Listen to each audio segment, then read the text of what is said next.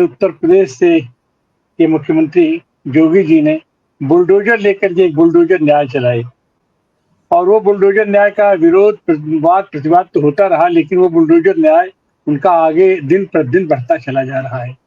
पूरे देश में जहाँ देखो वहीं पर बुलडोजर, और उस बुलडोजर को लेकर के योगी जी इतना हीरो हो गए कि वो अपने आप को प्रधानमंत्री का कंटेंडर समझने लगे। और खैर वहां तो अलग की बात है, लेकिन अभी आज हम लोग जो चर्चा करने जा रहे हैं, दिल्ली जैसे प्रांत में जहाँ 10 साल तक आम आदमी पार्टी की सरकार रही और बेहतर काम करने की कोशिश कर रही थी, लेकिन एन-केन प्रकारेण उसको जैसे भी हुआ, उसको बेइज्जत करके, बदनाम करके, और पिछले दिनों एन-केन प्रकारेण इन्होंने वहाँ सत्ता पर काबिज हो गए।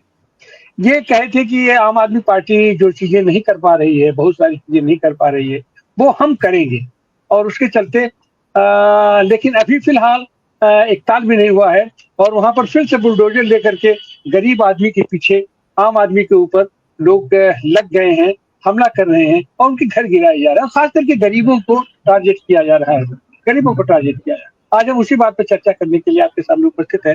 हमारे पास राजस्थान से जुड़े हैं वरिष्ठ पत्रकार डॉक्टर रवि यादव जी, आपका स्वागत है। हमारे साथ हल्ला बोल आंदोलन के और नई सुप्रीम कोर्ट के वरिष्ठ अधिवक्ता आदेश आदेश वर्मा जी, आकाश वर्मा जुड़े हैं, आपका भी स्वागत है। और हमारे साथ जुड़े हैं आम आदमी पार्टी के प्रवक्ता रवि पांडे जी, आप सब लोगों का स्वागत है। तो हम शुरू में हम चलेंगे रवि पांडे जी के पास ही हम चलते हैं। रवि पांडे जी, जिस तरीके से आम आदमी पार्टी वहां बेहतर काम कर रही थी, 10 सालों में उन्होंने जनता का दिल जीता था, लेकिन एन-केन प्रकारेण उसको सत्ता से बाहर होना पड़ा। अब वहां जनता क्या महसूस कर रही है, वहां जिस तरीके से गरीबों की झोपड़ी में के ऊपर बुलडोजर चल रहा है, आप इसको कैसे देखते हैं और आने वाले दिनों में आप लोगों का इस पर संघर्ष क्या प्लानिंग हो रही है? और देखिए, सबसे पहले सभी लोगों को मेरा प्रणाम। और मैं मानता हूं कि भारतीय जनता पार्टी की सरकार अपने चुनावी वादों को पूरा करे या ना करे, लेकिन अपने चुनावी नारों को वो भरपूर पूरा करती है।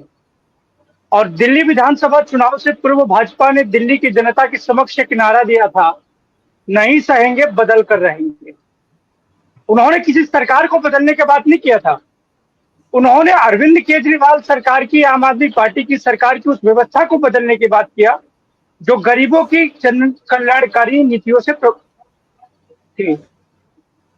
और उसकी शुरुआत दिल्ली के शिक्षा माफियाओं से लेकर, बिजली से लेकर, पानी से लेकर तमाम चीजों के रेट बढ़ाया और अब गरीबों के आशियाने पर, गरीबों के घर पर, गरीबों की झुग्गी पर बुलडोजर चलाने पर आतुर हो गई है सरकार। चुनाव से पहले इनका नारा था जहां झुग्गी वही मकान, अब कह रहे हैं जहां झुग्गी वही बुलडोजर। जब दिल्ली के लोगों के घरों पर, उनके सपनों पर ये सरकार बुलडोजर चला रही है, केवल कुछ ईंटों पर ये बुलडोजर नहीं है, ये बुलडोजर दिल्ली की जनता के सपनों पर बुलडोजर है। ये बुलडोजर दिल्ली के 50-50, 60-60 साल से रहने वाले दिल्ली के लोगों के जन भावनाओं पर ये बुलडोजर है। हमें याद करना चाहिए कि किस तरीके से दिल्ली में भारतीय जनता पार्टी की सरकार हमेशा से पूर्वांचल के लोगों के प्रति उसकी नफरत की नीति रही है। और देश के संसद में विजय गोयल साहब ने ये कहा था कि यूपी और बिहार के लोगों को दिल्ली से भगा देना चाहिए। एन-केन प्रकारेण यंत्र तंत्र और षड्यंत्र के द्वारा कई सालों के बाद, कई दशकों के बाद जब इनको सत्ता मिली, तो भारतीय जनता पार्टी की सरकार अपने एजेंडे पर काम करती हुई दिख रही है। और इन झुग्गियों में जो पूर्वांचल के लोग रहते हैं, बिहार के लोग रहते हैं, उत्तर प्रदेश के लोग रहते हैं, उनको दिल्ली से भगाने की प्रपंच भारतीय जनता पार्टी की सरकार ने रचना शुरू कर दिया है। ये बहुत ही दुर्भाग्यपूर्ण है कि किस तरीके से एक सरकार जो पूर्व की सरकार के मॉडल को कुचलने में पूरी दमखम लगा रही है। बिजली की बात हो, पानी की बात हो, या प्राइवेट स्कूल में शिक्षा के माफियाओं की बढ़ाने की बात हो, सरकारी स्कूलों की बजट घटाने की बात हो, इन तमाम चीजों पर भारतीय जनता पार्टी की सरकार ने, अरविंद केजरीवाल जी की सरकार की, आम आदमी पार्टी की सरकार की गरीबों की जन कल्याणकारी योजनाओं पर बुलडोजर चलाना शुरू कर दिया है।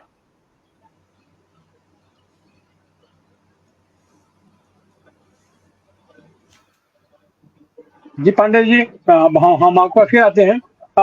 अभी हम चलते हैं रवि यादव जी के पास। रवि यादव जी, इस पूरे घटनाक्रम को आप कैसे देखते हैं?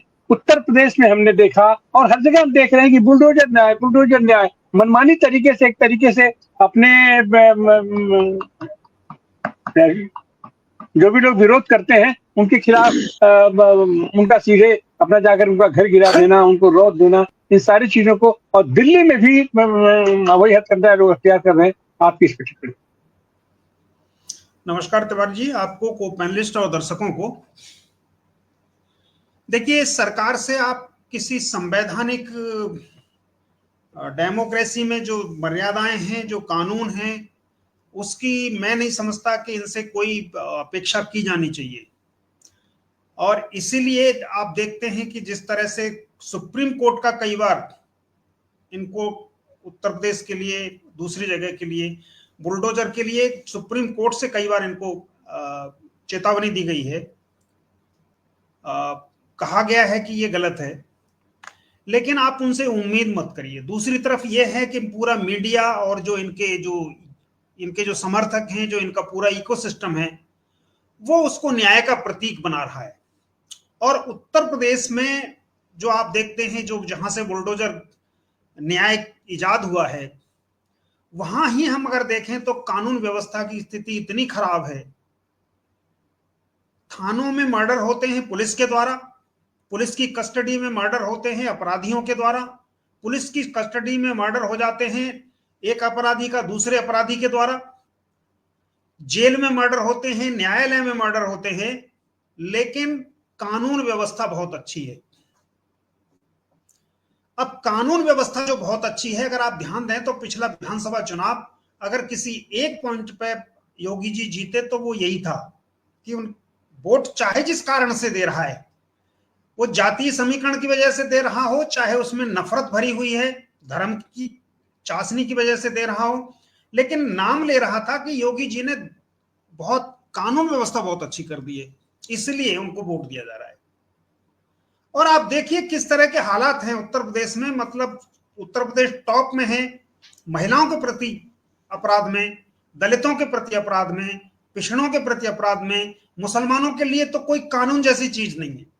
तो जो महिमा मंडन हुआ, उसने क्या किया, उसने सिखाया इन सबको। बुलडोजर वहां से निकल के फिर दूसरे स्टेट में, यानी पहले मध्य प्रदेश में गया, फिर मध्य प्रदेश के बाद में और भी तमाम जो भाजपा शासित राज्य हैं वहां पर बुलडोजर जाने लगा है। तो एक तो यह है कि उससे उनको लगता है कि इससे तारीफ मिल रही है। दूसरी बात यह है कि यह बात कहते हुए लगेगा कि ये कोई नारेबाजी है या सिर्फ आरोप है राजनीतिक तौर पर, ऐसे कह के। निश्चित रूप से जो पांडे जी अभी कह रहे हैं, रवि पांडे जी, ये गरीबों से मतलब नहीं रखते हैं। गरीबों से एक तरह से मैं ये कहूं कि नफरत है, तो लगेगा कैसे प्रमाणित करेंगे आप इसको। निश्चित रूप से गरीबों को से इनको कोई मतलब नहीं है। और जहां तक आम आदमी पार्टी के द्वारा जो काम किया जा रहा था, मैं समझता हूं सबसे ज्यादा खतरनाक और ये काम जो था उनका, जो सबसे खराब काम था, वो था शिक्षा के क्षेत्र में। वो लोग पढ़ाना चाह रहे थे लोगों को। अब लोग पढ़ जाएंगे तो फिर नारेबाजी कैसे करेंगे, इतनी नफरत आप कैसे सिखा पाएंगे उनको, फिर सवाल करेंगे लोग। तो वो जो इनका सिस्टम है, पूरा का पूरा आरएसएस का जो सिस्टम है, वो सबसे बड़ा तो यही है कि आप, शिक्षा तो अपराध है आपके लिए, और ऐसा आपराधिक कृत्य आम आदमी पार्टी की सरकार कर रही थी दिल्ली में। निश्चित रूप से जो एजुकेशन में जो कुछ उन्होंने सुधार किए, वो इनको बहुत खटक रहे थे, क्योंकि इनको दूसरे स्टेट में उसका जवाब देते नहीं बन रहा था। तो ऐसी जो स्थितियां हैं, और जहां तक अभी का ये सवाल है, तो सवाल एक नहीं है, संवैधानिक लोकतंत्र में विश्वास नहीं होने की वजह से पूरी तरीके से इन्होंने जो वेलफेयर स्टेट की अवधारणा है, कल्याणकारी राज्य की जो अवधारणा है, उसको कंप्लीटली डिसमेंटल कर दिया गया है। आप किसी भी क्षेत्र में देख लीजिए, वेलफेयर स्टेट के नाम से आप आज की तारीख में कुछ नहीं देख सकते। अगर वेलफेयर के नाम पर अगर कुछ किया भी जा रहा है, तो वो वेलफेयर नहीं बता के उसको बेनिफिशियरी बताया जा रहा है।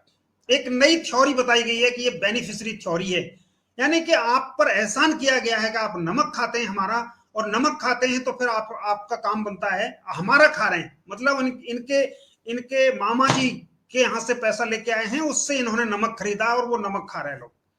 तो इस तरह के जो नारेबाजी है, उसकी वजह से सही होना तो यही चाहिए था। एक वेलफेयर स्टेट के नाम पे अगर आप देखें, आप इतने बड़े इतने बड़े कंट्री में आप अपने देश के लोगों को, वहां 80 के दशक से रहने वाले तमाम परिवार हैं, 30-40 साल जिनको रहते हुए हो गया है।